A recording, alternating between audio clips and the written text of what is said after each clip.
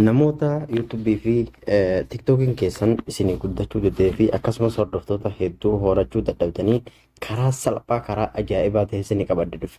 Karaan sunis karaa yoo dandeessan horii saantiiba xiqqoodhaa yookaan akka doolaaraatti yoo herreegnu gara doolaara lamaan hordoftoota hedduu bitachuu akkasumas siistema garaagaraa fayyadamtanii ittiin bitattanii subscribe warra barbaadaniif laayikii yuutuubaa warra barbaadaniif foloo hordoftoota bakkoota garaagaraa aappii lama isinii qabadde dhufe. Aappooleen kun lamaan tokko kun kan yuutuubiiti, kun immoo kan aappii hunda of keessatti qabata. yuutuub, tiwiiter akkasumas instagiraamii fi yuutuubii fi tiktook waan aappii afurraa waa bitachuu yookaan hordoftoota bitachuu dandeessan salphumatti jechaadha. Duraan dursee salaamu alaikum warahmatullahi wabarakatuh. Jira jirtu isiniin jedha baga jiraatan jechaa. Jalqaba follow fi like gochuun dagatinaadhaatti akkasumas namoonni haaraa taatan dhaqaa YouTube channel kee subscribe godhadhaa. Warroonni karaa TikTokiitiin guyyaa kaleessa viidiyoo hedduu bu'a qabeessa hojjedhe TikTok irratti narra gubame haga amma gadhiisuu hin dandeenye ogguramee jira. Dhaqaa YouTube keessaa daawwadhaa isiniin jedha hedduu bu'a qabeessa. Amma gara barnoota isin dabarsa salphumatti fakkeenyaaf ka TikTokii kana yoo argachuu taate jalqaba maqaa TikTokii keessanii linkii TikTokii keessanii fuutanii bakka kana galchitanii jecha saanduqni kun qullaata yeroo jalqaba seentanii erga karaa kanaan dhaqxaniin booda kallattumaa isinii fida. Amma akkuma argaa jirtan kana karaa kanaan jechaadha doolaara riyaala yookaan warri doolaara immoo bakka doolaara yoo herreegdanii bakka kanatti doolaara tokkoo fi wayi herreega jecha garuu riyaala fa'aa warra bitachuu barbaadan riyaala 4 jechaadha. Kunoo akkuma argitan amma wanni kana kun hordoftoota TikTokii karaa salphaan bitachuu dandeessanii kunoo haga 4,000 bitachuu dandeessan jecha haga 4,000 bitachuu dandeessan.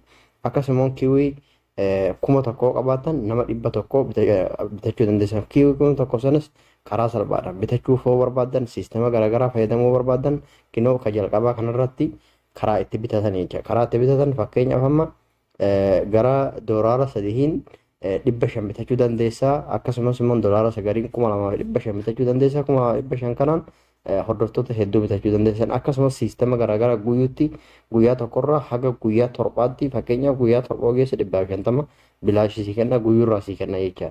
Sanumatti aansee immoo akkasitti geemilee garaagaraa fakkeenyaaf jidduu kanatti cuqaastee naanna'ee yoo fakkeenyaaf 300 irra sii geessa 30 sii guutate karaa saniinis walitti qabattee amma fakkeenyaaf erga keessa seentanii ani isinitti hin dheeressu fakkeenyaaf amma ani 60 qaba. 60 qabaa 60 tanaan haga naa bitteen bitadha jechaadha. 60 tanaan haga naa bitteen bitadha jechaadha. Fakkeenyaaf follow TikTokii mee haguma ta'e takka mee fakkeenyaaf 60 tanaan nama 3 bitadha jechaadha. 60 tanaan nama 3 bitadha. Ergasii bakkan tuqa okay jedhaan kunoo 60 saniin bitadhe akkam waggaa bitatte akkam goota yeroo fakkeenyaaf amma asitti warroota bitatanii jiran amma asitti namoota bitatanii dheektanii namoota saniif isaanii daawwachuudhaaf fakkeenyaaf nama kana irraan cuqaasa. Yeroo waggaa cuqaaste nama takka follow godhuudhaaf yoo dheektee follow isaa goote namni sun Q5 sii kafalaa jecha. Amma fakkeenyaaf nama kana irratti hin cuqaasa. Erga nama kana irra cuqaase namni kun akka follow isaa godhu na gaafata. Hayyee follow godhee fi irraa deebi'ee meeqa naa kafale 4 naa kafale jecha. Isinillee akkasuma gootan ka YouTube illee isinitti hin dheeressu viidiyootu jira. Warri bitachuu barbaadan karaa salphaan bitattanii warri hin bitanne immoo viidiyoo kunoo asitti sekondii 50 kiwii coins 70 isinii kenna. Akkasumas yoo bakka fakkii ijaa tanarra cuqaastan 50 dabalata isinii kenna dhibbaaf wayi yeroo takkatti isinii kennuu danda'a jechaadha.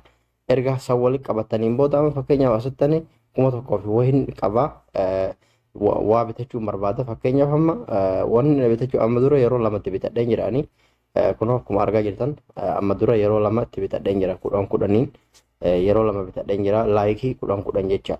Laayikii 10,000 laayikii 10,000 san kunoo namoota laalan fakkeenyaaf namoota yeroo bitatan akkuma namni namoota ilaaltan isaan nama isiniif ilaalullee ni godhanii jechaadha. Namootuma akka keessan bitatee asirratti waa fayyadamu. Amma fakkeenyaaf ani mee yoo kiyya ka bitu ta'e bitee isin garsiisa.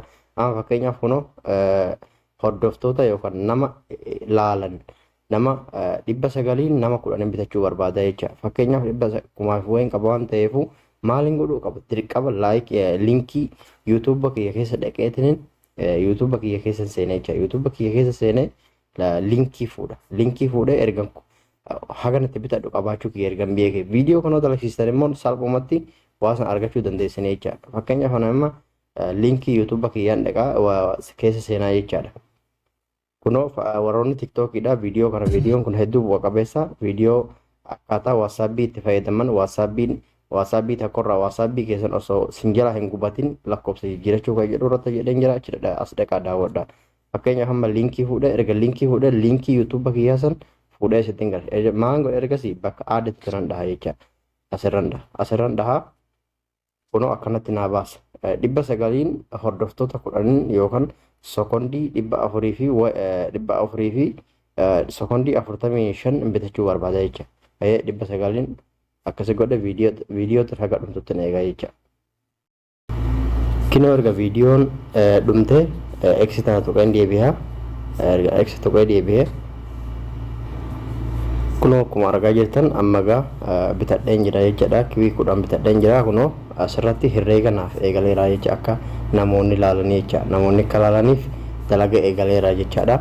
Akkasitti itti fayyadamaa sinin jedha warroota YouTube chaanala guddifachuu barbaadanis YouTube chaanala hordoftoota hedduu karaa salphaan bitachuu dandeessan akkuma argaa jirtan asitti fakkii isinii kaa'eera subscribe warra barbaadan warra akka nama isinii daawwatu akka laayikii isinii kennan karaa garaagaraa fakkeenyaaf amma subscribe bitachuu barbaadan fakkeenyaaf 3,300 qabaatan subscribe nama 10 haga subscribe nama 200 bitachuu dandeessan tokkotti isinii kaa'eera jechaadha.